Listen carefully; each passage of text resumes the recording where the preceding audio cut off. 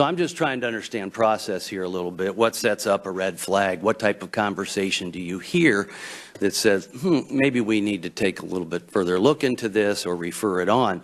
And I can't help but think back to the previous election when we see on videotape President Obama says, this is my last election. After my election, I have more flexibility.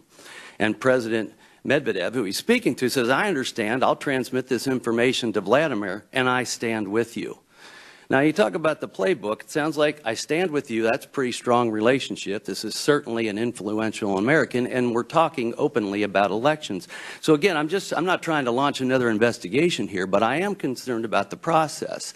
So you weren't sitting as a director at that time, but, you know, as Mr. Swalwell used the term, that's a pretty disturbing image, I think, to a lot of Americans, is what kind of relationship. So would you question this interaction where that type of conversation is taking place? And again, I'm just trying to understand process of how it moves from CIA to FBI to DOJ.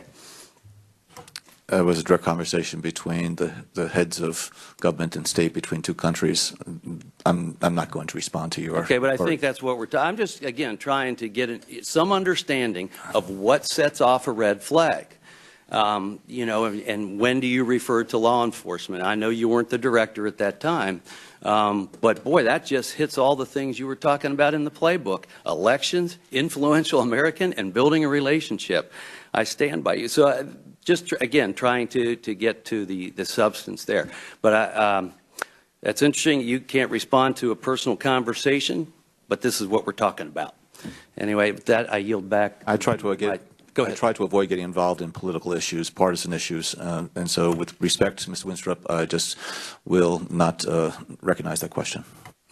Thank you. And with that, I yield the remainder of my time to Mr. Gowdy.